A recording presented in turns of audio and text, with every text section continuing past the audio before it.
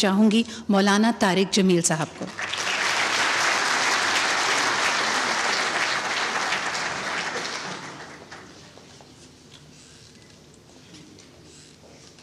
آ سکتا ہوں؟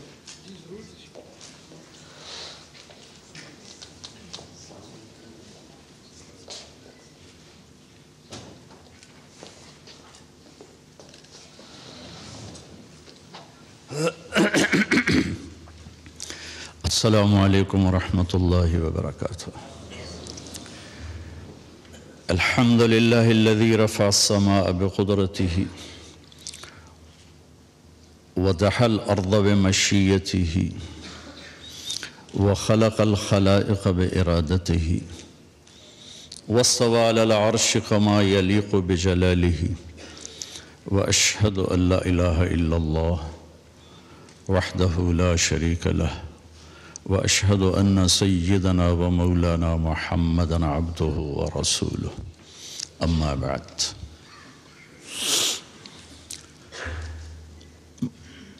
جناب محترم چیف جسٹس صاحب، میں نے ترتیب بدلی ہے، وزیر اعظم صاحب آپ کو دوسرے نمبر پہ لیا ہے کہ آپ کو اللہ پہلے نمبر پہ رکھتا ہے، میں نے بھی پہلے نمبر پہ رکھا ہے۔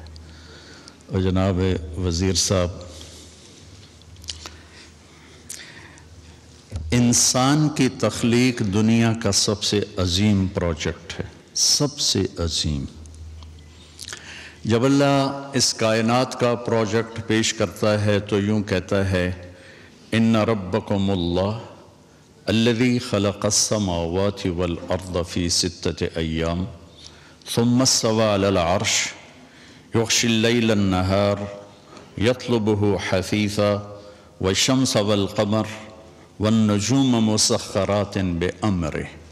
یہ چند الفاظ میں اللہ نے پورے کائناتی پروجیکٹ کو یوں ہمارے سامنے رکھ دیا ہے، پورا نقشہ بنا کے کہ زمین سے لے کر آسمان تک جو کچھ ہے تیرے اللہ نے کیسے بنایا، یہ اس آیات کا خلاصہ ہے۔ پھر آخر میں اپنی حکم جیتا، الا لہ الخلق والامر، خالق بھی اللہ ہے اور مالک بھی اللہ ہے۔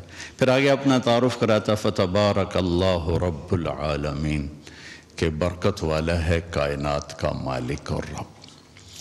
اور جب اللہ صرف ایک انسانی پروجیکٹ کو بیان کرتا ہے تو اپنا تعارف اور طرح سے کراتا ہے، وہ پیش کرتا ہوں۔ صرف ایک انسان کی پیدائش، یہاں آسمان سے زمین، سورج، چاند، ستارے، سیارے کا میں رب العالمین ہوں۔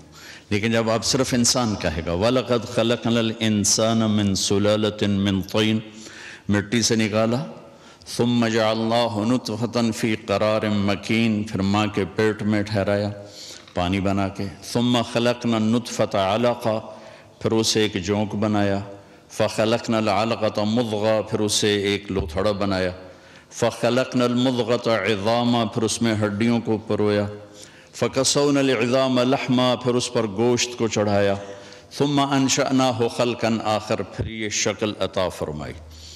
کہاں؟ فی ظلمات 3، 3 اندھیروں میں، یصورکم فی بطون امہاتکم خلقا من بعد خلق فی ظلمات 3، 3 اندھیروں میں تمہارا رب تمہیں بناتا ہے۔ اب اپنا تعارف کراتا ہے، فتبارک اللہ احسن الخالقین، کیا کہنے تیرے رب کے جو سب سے خوبصورت بنانے والا ہے۔ یہ تو قرآن ہو گیا، اب تھوڑا سا حدیث سے بتانا چاہوں گا کہ انسان کتنا عظیم پروجیکٹ ہے اور اس کے ساتھ کتنی عجیب اس بیچارے کو صورتحال سے گزرنا پڑ رہا ہے۔ یا ابن آدم جعلت لک قرارا فی بطن امک، میرے بندے ماں کے پیٹ میں ٹھکانہ میں نے دیا۔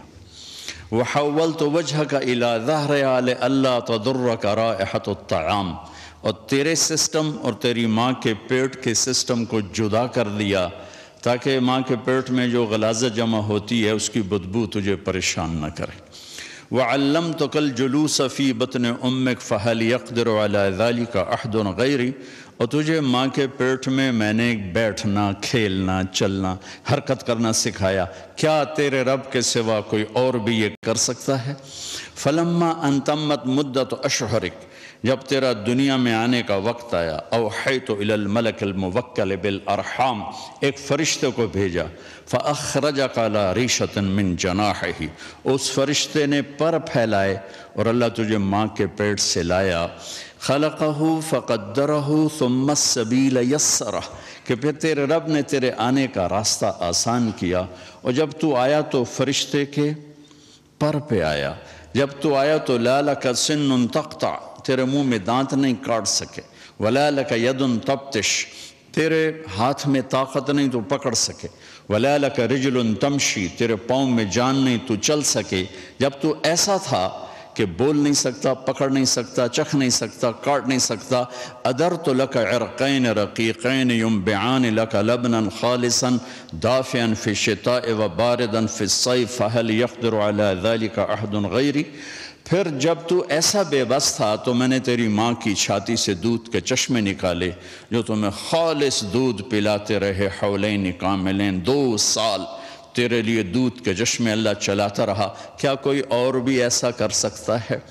فلما ترعرعت، اب آگے ایک چھوٹا سا گلہ سن لیں اللہ تعالیٰ کا، فلما ترعرعت، جب تو ایسے ایسے چلنے لگا، واشتد عضدک، اور تیرے بازو مضبوط ہو گئے، واشتد ازرک، تیری چھاتی بھی پھیل گئی، تو میرے سامنے جھکنے کی بجائے بارستنی بالمعاصی یا عبد سو، تو میرے ہی خلاف کھڑا ہو گیا اور مجھے ہی للکارنے لگا، ہکذا جزاء من احسن الیک، جو اچھا کرے اس کے ساتھ یہ کیا جاتا ہے، مع ذالک، اس سب کے باوجود، ان سألتنی اعطیتک ومن استغفرتنی غفرت لک، تو جب ہاتھ اٹھائے گا میں تیری پوری کروں گا، تو جب مانگے گا میں تمہیں دوں گا، اور جب معافی مانگنے آئے گا سارے ہی معاف کروں گا، اور تو ساری دھرتی آسمان زمین کو بھر دے گناہوں سے، لو بلغت ذنوبک عنان السماء، اتنے گناہ کر کے آسمان کی چھت کو لگا دے، پھر صرف ایک دفعہ آدھی زبان سے کہنا یا اللہ معاف کر،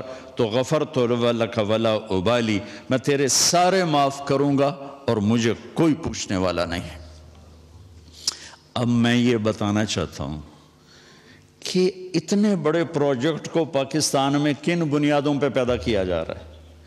یہ بچہ پیدا نہ ہویا تو سس مینوں کی آکھے گی، اتنا بڑا پروجیکٹ ہے، اگر میں غلط کہوں تو مجھے وہیں ٹوک دیں، یہ میرا بیٹی پیدا ہوئی تو میری تو سس سے مینوں نہیں چھڑنا، سال گزر گیا ہے، بچے کے عنوان نہیں، اب ساس کے شروع گئے تو ہے ہی، شروع تو یہ ہو جائے ان تو ہونا ہی کوئی نہیں، اب میاں بیوی پریشان ہو رہے ہیں، بچہ پیدا، کتنے بڑے پروجیکٹ کو پیدا کرنے کا سبب حضرت کہ سس کی آنکھیں گی تو سورا کی آنکھیں گا تو نندوئی کی آنکھیں گا، نندا کی آنکھن گیاں، یہ ایک بہت بڑا ظلم و ستم ہے بچے کے پیدا کرنے کا سبب۔ آپ دیکھیں، میں دیہاتی آدمی ہوں، دیہات سے میرا تعلق ہے، یہ میرے دیہات کی پیدائش اسی پر ہو رہی، اور لڑکا کیا کہتا ہے، اگر اولاد نہ ہوئی تو میرے دوست کہن گئی اس کے تو پلے ہی ککھ نہیں، یہ تو ہے ہی ویلا، لہٰذا وہ چڑھ جاتا ہے پھر حکیموں کے ہتھے، شبابہ گولیاں، لگتا ہے پورا پاکستانی بیمار ہے، سورے پاکستان کی دیواروں پہ لکھا ہوا ہے شبابہ گولیاں۔ تو دوسرا سبب کیا ہے جو میں دیہات کا بتا رہا ہوں، میں دیہاتی ہوں، کہ 5 پتر ہو گئے نا بس مینوں پھر کوئی پرواہ نہیں، کما کے لے آون گے مینوں کھواون گے، مزدور آدمی، غریب آدمی، اسے کوئی پریشانی نہیں ہے کہ بچے 2 یا 6 یا 50، وہ کہتا جتنے زیادہ اتنے ہی ٹھیک ہے، کیونکہ میری مزدوری بنے گی اور میرا گھر چلے گا۔ تو وہ کہتا ہے جتنے آ جاون اتنے مزدور، 5 بچے 5 مزدور، 10 بچے 10 مزدور۔ ابھی چند دن پہلے وہ ایک ہمارے گاؤں کے 10 بچے ہو گئے آدمی کے، میں نے کہا اپنی بیوی دا آپریشن کرا، اگر جو آدھی میں نہیں کریں دی تو اپنا کرا۔ تو میں حقائق پہ بول رہا ہوں کہ انسان کتنا قیمتی ہے. میں نے آپ کو قرآن سے بتایا, میں نے آپ کو حدیث پاک سے بتایا, لیکن پاکستان میں اس پروجیکٹ کو بنانے پر کتنا بڑا ستم ہے. سبب کیا ہے؟ ساس کی آکھے گی, سورا کی آکھے گا, میرے دوست منو کی آکھن گے تو پلے کچھ نہیں ہے. اور غریب کیا کہتا ہے؟ 10 کٹھے ہو جاؤں گے, دیہڑیاں کر کے لے آؤں گے میری روٹی. مالدار طبقہ کیا کہتا ہے؟ میری جائیداد کا وارث پیدا ہو جائے. میری جائیداد کہاں جائے گی؟ میں نے اتنے بنائے, میرے اتنے پروجیکٹ, میری اتنے ملے, ان کا وارث کون ہوگا؟ اگر کوئی بچہ نہ ہوا تو پھر وراثت کوئی اور لے جائے گا, وراثت دوسرے لے جائیں گے. تو ان ساری چیزوں کے پیچھے جو سبب ہے جناب عزت مآب, وہ جہالت ہے. آپ کانفرنس کر رہے ہیں اسلام آباد میں, مسئلہ درپیش ہے پنجاب, سندھ, کے پی کے اور بلوچستان کے دیہاتوں کا, کہ وہ لوگ ان تک علم پہنچا ہی نہیں. اور میرے رب نے اپنے حبیب کو کہا, الم نشرح لک صدرک وعلمک ما لم تکن تعلم. میرے محبوب, میں نے آپ کو کتنا بڑا علم دیا کہ آپ کا سینہ کھول دیا, اور میں نے آپ کو وہ بتایا جو آپ جانتے نہیں تھے. میں نے آپ کو اتنا دیا, اتنا کسی کو نہیں دیا. الم نشرح لک صدرک. پھر اللہ اپنے نبی سے کہہ رہا ہے وقل رب زدنی علما. میرے محبوب, آپ مانگیے میں آپ کو علم دوں, زیادہ علم دوں, فوج دوں, لشکر دوں, یہ نہیں کہا کہ مجھ سے مانگیے میں آپ کو زیادہ علم دوں. پہلی وحی میرے رب کی میرے نبی پر اتری اور سمت کو پیغام دے گے, اقرأ بسم ربک الذی خلق خلق الانسان من علق اقرأ وربک الاکرم الذی علم بالقلم علم الانسان ما لم يعلم. اور اس سے پیچھے حدیث کو کٹیں تو 5 دفعہ اقرأ آیا ہے. اقرأ, جبریل ایسے شیٹ لے کر پڑھیے یا رسول اللہ, اقرأ ما انا بقارن, مجھے پڑھنا نہیں آتا. فضمنی حتی بلغ من الجہد, کہ مجھے زور سے دبایا اتنا کہ میری پسلیاں درد کرنے لگی. اقرأ 2 دفعہ, ما انا بقارن, مجھے آتا نہیں.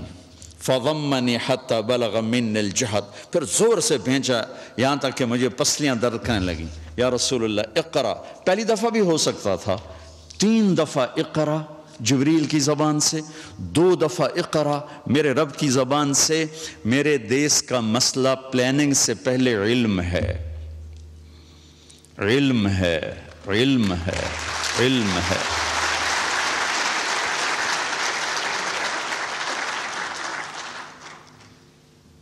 میں ابراہیم علیہ السلام کی ایک دعا, ساری حکومت بیٹھی ہوئی ہے, یہ سارے معزز قاضی صاحبان بیٹھے ہوئے ہیں. ایک دن کا عدل طارق جمیل کی 60 سال کی بندگی سے بہتر ہے. ایک دن کا عدل, ایک دن کا عدل, عدل یومن, عدل یومن, عدل و سنہ نہیں, سال کا نہیں, 6 ماہ کا نہیں, ایک دن کا عدل. میرے جیسا آدمی بیٹھا ہوا ہے, بخاری شریف پڑھا رہا ہے, مسجد میں نماز پڑھا رہا ہے, بچوں کو درس دے رہا ہے, اور ایک چیف جسٹس ہے. خسا صاحب اور میں گورنمنٹ کالج میں اکٹھے تھے, ان کو یاد نہیں ہوگا, مجھے یاد ہے, ذرا انہیں یاد ہو کہ نہ یاد ہو. تو عزیز اللہ نیازی صاحب شاید آپ کی یادداشت میں ہوں. تو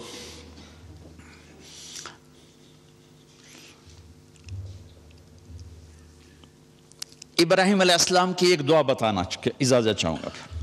ابراہیم علیہ السلام نے جب مکے کی بنیاد رکھی تو 3 دعائیں مانگی. یہ 3 دعائیں کسی بھی فلاحی ریاست, مجھے یہ اینکر کہنے لگا کہ سوال جواب میں نا کہ کیا وزیر اعظم صاحب پاکستان کو فلاحی ریاست مدینے والی بنا دیں گے؟ میں نے کہا بنانے والا تو اللہ ہے, ہم تو تنکا بھی نہیں اٹھا سکتے اپنی طاقت سے. ہاں, حکمران کی نیت کا اثر ضرور پڑتا ہے. اگر اور یہ پہلا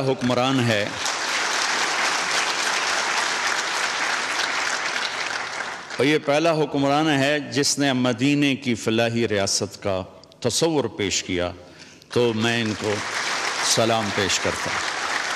تو اب کرے گا تو اللہ, چونکہ مولانا روم نے ایک حکایت لکھی ہے کہ بادشاہ شکار کو نکلا, راستہ بھٹکا تو باغ میں پہنچا, پیاس لگی تھی تو مالی سے کہا انار کا باغ تھا بھائی جوس پلا دے.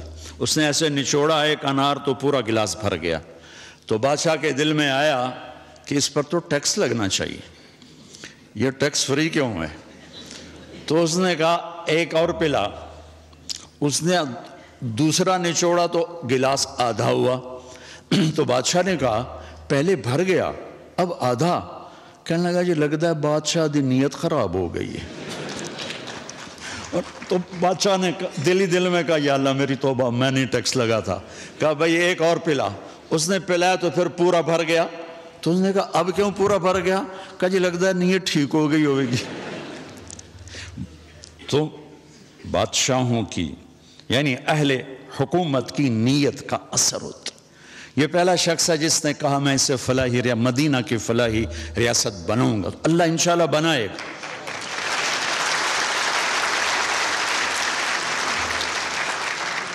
ہم یہ کیوں کہیں کہ نہیں ہو سکتا؟ کیوں نہیں ہو سکتا؟ انما امرہ اذا اراد شیئا ان یقول له کن فیکون فسبحان الذی بیدہ ملکوت کل شیء والیہ ترجعون. جب کرنا اللہ نے ہے تو طارق جمیل کیا اور عمران خان کیا؟ نیت ہماری دیکھے گا، ہمارا جذبہ دیکھے گا. تو میں ابراہیم علیہ السلام کی دعا میں 3 بنیادیں ہیں، ان 3 بنیادوں کو اٹھایا جائے گا تو یہ ذیلی مسئلے خود بخود حل ہوتے چلے جائیں گے. جب وہ بنیاد ڈالی تو کہا وَإِذْ قَالَ إِبْرَاهِيمُ رَبِّ اجْعَلْ هَذَا الْبَلَدَ آمِنًا. یا اللہ اس شہر کو امن والا بنا دے. فلاحی ریاست کا پہلا تصور جو ابراہیم علیہ السلام نے پیش کیا کہ یا اللہ اس ریاست کو امن والا بنا دے. اور امن والی ریاست اس وقت بنتی ہے جب نظام عدل مضبوط ہو اور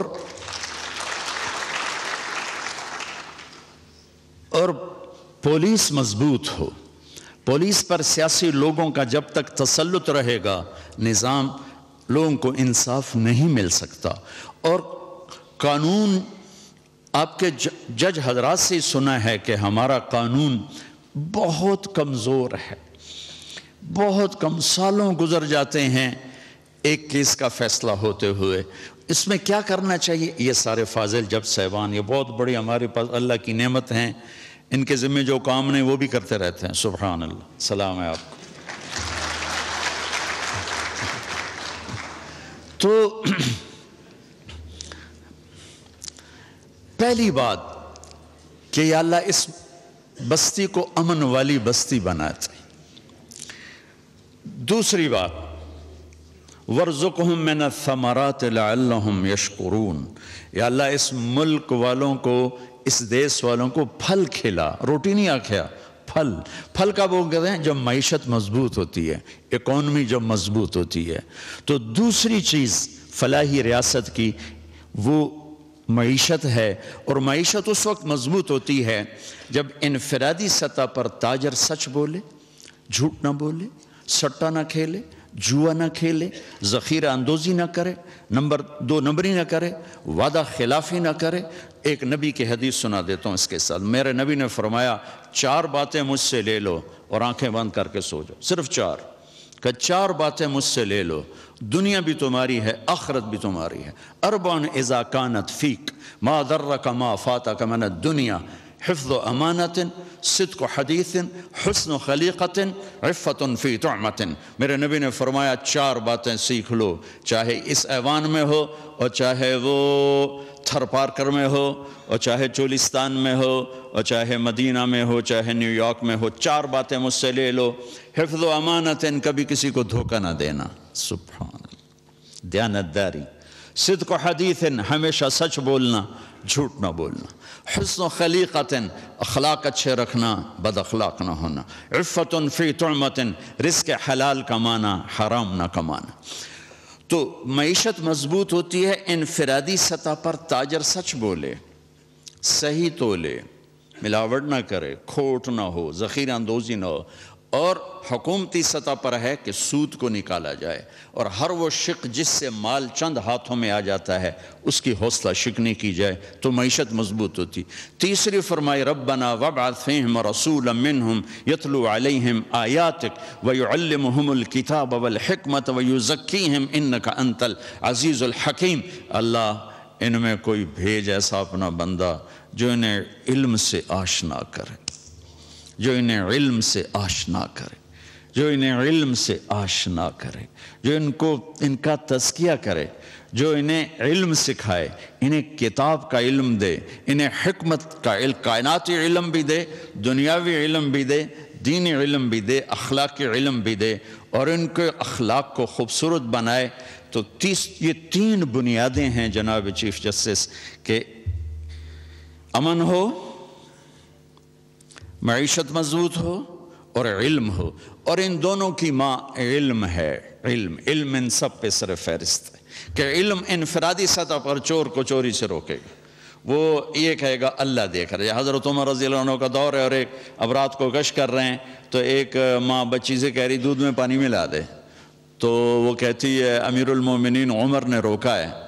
وہ کہتی ہے عمر کون سا دیکھ رہا ہے؟ کہ وہ تو نہیں دیکھ رہا، عمر کا رب تو دیکھ رہا ہے۔